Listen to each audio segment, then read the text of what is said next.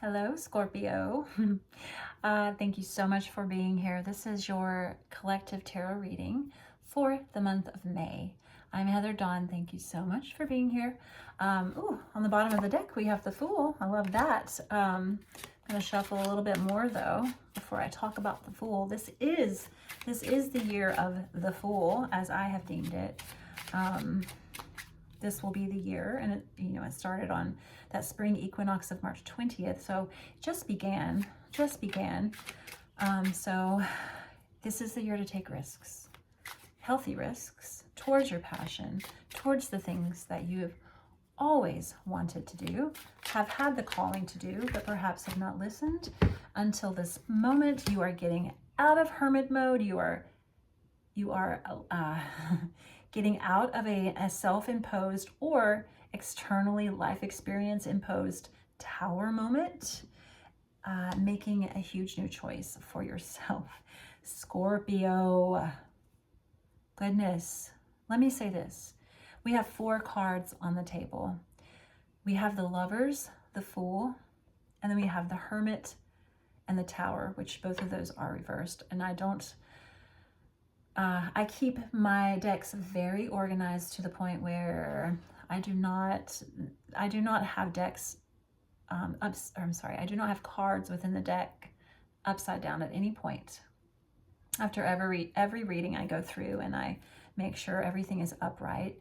That's just like the clearing and clearing energy that I use in my readings, so that if ever a card does come out, flips upside down, falls on the floor upside down, or for some strange reason comes out reversed,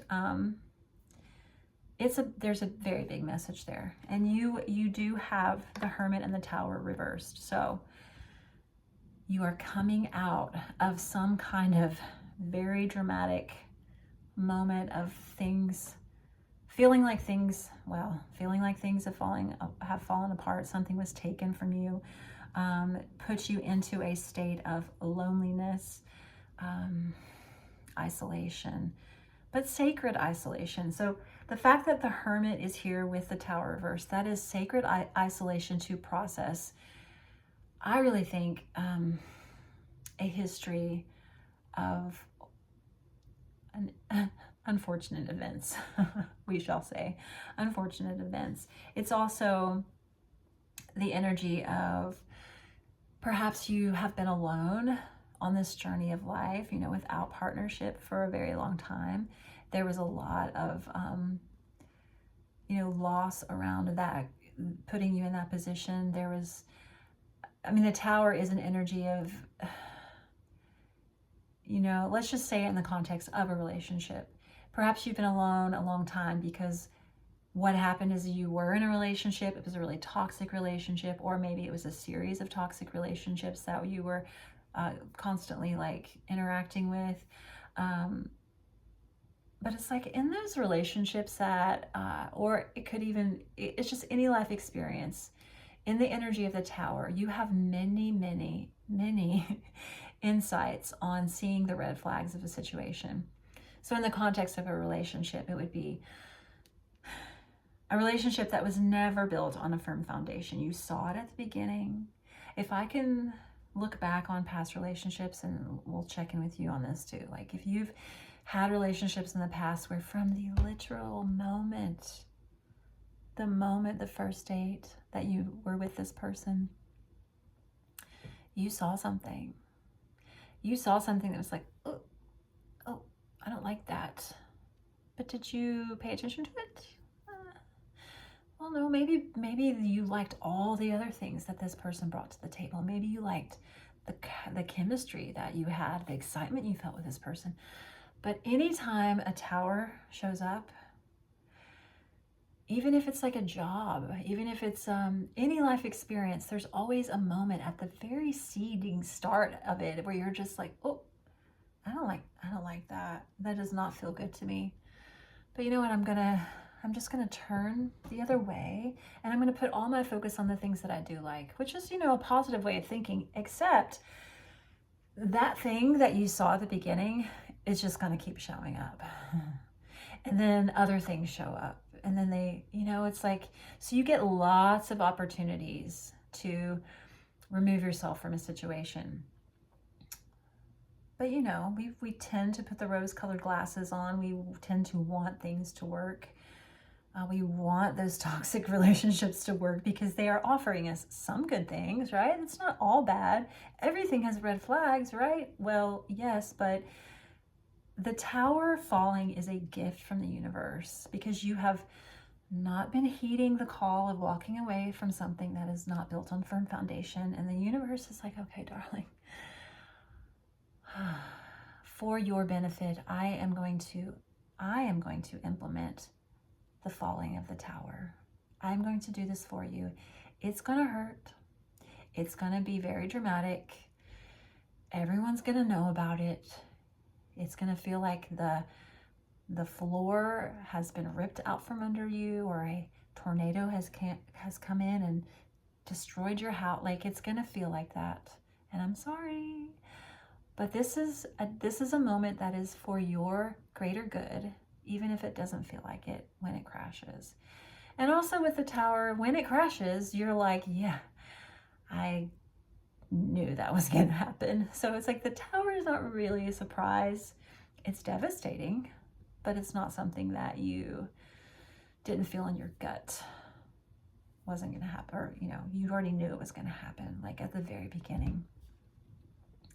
Not saying that's what's happening for you in May at all, because the tower is coming out with the Hermit and it's coming out reversed, which means you are moving out of a cycle in May where you have been mourning this. You have been doing the deep work internally and maybe even externally. You could have been like really hibernating for a long time, isolating yourself, not being social, or if you have been social, you've not been really talking about what's going on deep inside you, all the deep work that you have been processing that has to do with a tower moment in your past. And the tower that's showing up here, this thing that you're really like, you had to like face alone. It was kind of a dark night of the soul. And the hermit is putting yourself in sacred isolation. It could also be, spending lots of time in nature. But it's for the purpose. He's got the lantern here, and the star is in the lantern, the light of the star. And the star is the card that comes after the tower in the tarot. And it is this place of complete surrender to the inner light. It's trying to find the hope, the glimmer of hope in the darkness that is caused by the tower. And you've been probably forced to do that. But not anymore do you have to stay in the hermit. This is telling me that in May, you are having this beautiful emergence from the darkness. You are coming out of hibernation mode, you're coming out of loneliness and solitude. You're coming out of stepping away to recover, and you are now stepping into a life that involves something really big. Like, you have a huge choice coming up for yourself in May. It could involve another person because the Lover's card is here. It could involve saying yes to something that scares you when it comes to another person, when it comes to a romantic relationship. It doesn't have to be, but the Lovers is often very related to a choice in love. But it could just be a choice between two things that you love, two life experiences. Like, it's Adam and Eve. It's depicted as Adam and Eve. Here we are. So it is a choice between a Garden of Eden experience where, I am very comfortable in this situation. Like, everything is as it should be and everything is the same all the time.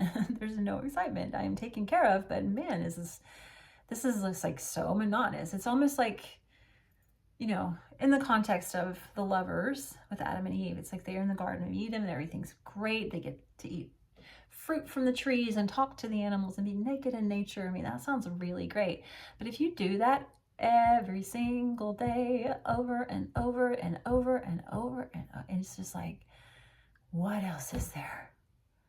What else is there? There's got to be more to life than just like feeling perfectly content all the time. Although you You haven't felt perfectly content. But to me, this is the choice of like moving from a place of safety within the hermit, self-protection, to taking a huge risk with the Fool. Taking a leap into your passions. You know, a lot of times we keep ourselves really small as a way of self-protection, right?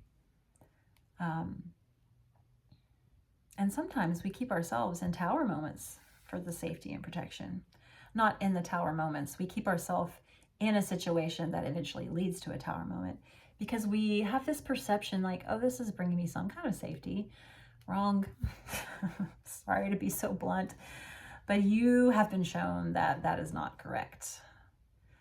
The message here is almost like your past energy of, as long as I don't acknowledge something, then it's not really there. I can just like go about my life like everything's happy, the Garden of Eden. No, everything's great and beautiful and perfect. But there has not been this acknowledgement in the past of like, yeah, but there's so much more I want to do. And it's scary for me to even think about doing these things. And people aren't going to understand this about me. That's a huge part of what holds what has held you back. But getting into the full energy is like, you get to a point, and I think it has a lot to do with you, that sacred isolation and recovery from a tower moment, like where you have an awakening of like, wow, I am alive. I survived that. And now I need to really live now. I need to not just exist. I need to live. It's not just about surviving now. It's about like thriving. Yeah. And you know, on some deep level, this profound choice, this change of direction in your life into a entirely new expression of yourself is not going to be understood by a lot of people. Hell, you may not even understand it fully. And it's okay. The Fool is like, it's okay.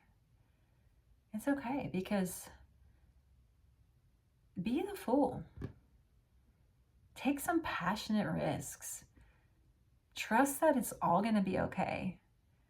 It's like the Fool is leaping off the cliff into the abyss, and it's like, I have no idea what's going to happen if I jump off of this. It's like you think about like cliff diving and jumping into the water, like jumping way, way, way, way off the edge into this huge pool of water, and like, yeah, you can hit a rock and crack your head open, but also like there's this exhilaration of like, I am very aware that there's a huge risk involved in this.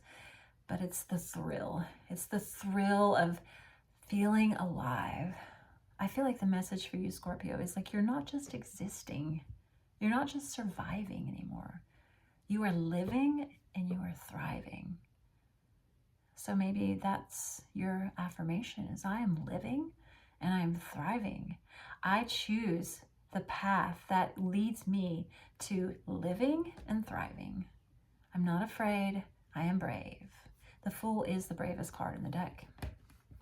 The Fool doesn't know what the hell he's doing half the time. He's like, I have no idea how this is going to unfold, but you know what? I'm tired of being alone. I'm ready to get out of this dark cave of the hermit, like processing a tower moment, and it's time to live. This is a huge month of a big decision turning point that puts you in a whole new energetic way of living. All right, we don't want the shadow cards yet. Let's see what else we have for you. I mean, first 4 cards out are all major arcana. This is a huge moment. May is a huge turning point month for you. It's when your life, your new life, as you have never known, begins. And you choose it. You have chosen it. The Lovers is like, I choose this. I have no idea what's going to happen, but I'm choosing it. The thing that you do know is the choices you've made in the past have led to many tower moments, and they've been isolating you. And that's just not how it's going to be anymore. And it changes now. Lots of anxiety in the past. Oh, lots of anxiety. And anxiety is all about, with the Nine of Swords, that card is all about, for this reading, I feel it's so attached to not allowing yourself to really live. I mean, there's a huge attachment here to, you know, the grief, the process of grief, the deep grief that you've had to walk through after the Tower. And you had to do it alone in a lot of ways, like it was necessary. Lots of communication. So we have the Eight of Wands with the Fool here. It's a lot of communication, lots of fast moving energy, lots of magic happening, lots of travel. Once you step into this, I feel like May is going to be, there's going to be a lot happening for you in May, and it's all good things. It may be scary stuff. Oh, and we have the world. Yeah, it's a whole new world. It's a whole new world. I will not sing that song. But you can hear it in your head, can't you? Because like, that's you. This is a portal month for you. You either say something that changes how people see you. You take a trip that changes your life. You say yes to an opportunity that changes the momentum of your life. You step into something bold and brave in May. Yeah, and then you also you have the Two of Pentacles here. You still have daily life to juggle. You're going to do it well. You can have this new excitement and maintain your daily life. You absolutely can. I mean, if you can maintain your daily life while being the Hermit and in Tower mode and having anxiety like this, that may have been a struggle for you at times. This, when things start getting really positive and exciting, you can definitely maintain your life. Yeah. Lots of rest is important. And we have the Star. The Star is the light inside the Hermit's energy. In May, you see yourself in a completely different way. You have healed after the Tower. And I really think, look at her, isn't she beautiful? That's you. That's you, Scorpio. And I think for you, the Tower, sure, it could be like one, devastating moment in your past that you can personally say, yeah, that was my Tower moment. But I think it just embodies a whole like past energy of, wow, I did not pay attention to the signs and symbols that I should walk away from things. And therefore, thank you, God, for taking them out of my life. But I really wish that I had just walked away earlier. That's the thing with the Tower. It's like, if you can avoid a Tower by just like walking away when you see the red flags at the beginning. But all of that is in the past. And now, after this deep reflective energy that you have, I think, been engaged with for a very long time, we are talking like since 2016, you are emerging now in May as the Star, and that is visibility. Now, I do have an interesting message that may or may not apply to everyone in some way, but there is a promise here that when you choose to step into your power and to take a risk and to say yes to some aspect of your life, to really show up in a way that you have never shown up before.